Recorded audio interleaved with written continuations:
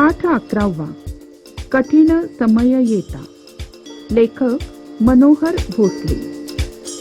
कठीण समय म्हणजे एखादा अवघड प्रसंग.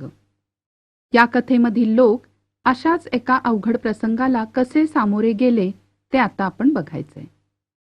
कृष्णाकाठी वसलेलं राजापूर हे गाव. साखर कारखान्यामुळे या परिसरात मोठ्या प्रमाणात ऊस पिकवला जातो. ऊसाची वाहतूक बैलगाडीतून केली जाते. एके दिवशी बैल थकल्यामुळे एक बैलगाडी इतर बैलगाड्यांच्या बरीच मागे राहिली. मुंडासे गुंडाळलेला गाडीवान गाडी हाकत होता. गाडीवर त्याची 7-8 वर्षाची मुलगी आणि बाजूलाच त्याची बायको बसलेली होती. ती बैलगाडी बंधाऱ्यालगतच्या उताराला लागली आणि एका मोठ्या खड्ड्याजवळ येताच बैलगाडीचं एक चाक निखळून बाजूला पडलं. उसानं भरलेली गाडी एका बाजूला कल्ल्यामुळे गाडीवानाची बायको त्या खड्ड्यात पडली आणि वरून उसाचे बांधे म्हणजेच उसाच्या मोळ्या तिच्या अंगावर पडायला लागल्या. गाडीवर बसलेली मुलगी एकीकडे फेकली गेली आणि गाडीवान बैलांचा कासरा धरून म्हणजे बैलाला बांधलेल्या दोऱ्या धरून धडपडत कसाबसा जमिनीवर आला. पण तेवढ्यात गाडी उलटली आणि बैलांच्या गळ्याला एकाएकी फास बसला. नेमके याच वेळी 2 स्थानिक तरुण बाईकवरून कारखान्याकडे जायला निघाले होते. हा प्रकार बघून लगेच त्यांनी मोटरसायकल रस्त्याच्या कडेला लावली आणि ते गाडीकडे धावले. पहिल्यांदा बैलांचा गळफास सोडवला. गाडीवानाला सावरलं. जखमी मुलीला उचललं. पण गाडीवानाच्या बायकोचा काही पत्ताच नव्हता. मग या 2 तरुणातल्या एकाने प्रसंगावधान साधलं आणि बाईकला किक मारून तो शाळकरी मुलांचे पाढे ऐकू येत होते त्या दिशेला निघाला.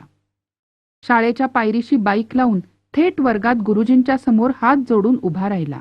म्हणाला, सर, रस्त्यावर उसाची गाडी पलटी झाली आणि खड्ड्यात पडलेली बाई त्याखाली दबून गेली आहे.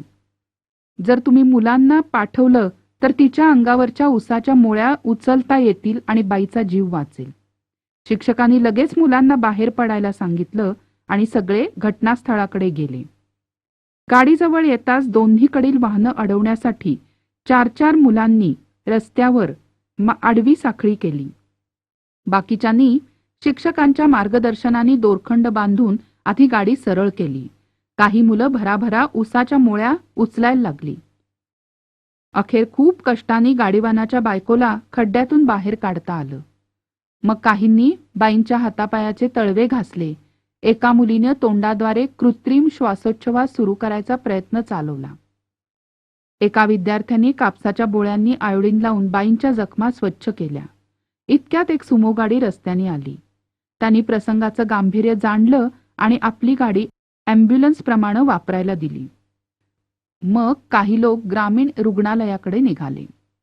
कारखान्याच्या अधिकाऱ्यांनाही फोन करून कळवलं म्हणून तेही तिथंच पोचले. गाडीवान अगदी खचून गेला होता. पण कारखान्याचे अधिकारी म्हणाले, तुम्ही खर्चाची काळजी करू नका, ते आम्ही बघू. गाडीवान अगदी भारावून गेला. त्याला खरंच वाटेना की जगात इतकी चांगली माणसं असतात आणि ती आपल्याला अशी मदत करतात.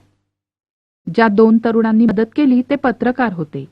त्यांनी अपघाताची सविस्तर बातमी फोटोसह वृत्तपत्रातून प्रसिद्ध केली. विद्यार्थ्यांनी केलेल्या आपत्ती व्यवस्थापनाबद्दल सगळ्यांनी त्यांचं कौतुक केलं आणि शाळेला अभिनंदनाची पत्र पाठवली. मुलांनो, अचानक आलेल्या संकटाला तोंड देण्यासाठीच आपत्ती व्यवस्थापन असतं आणि म्हणून संकटाने खचून न जाता त्यावेळेला त्यातून आपण योग्य मार्ग काढायलाच पाहिजे.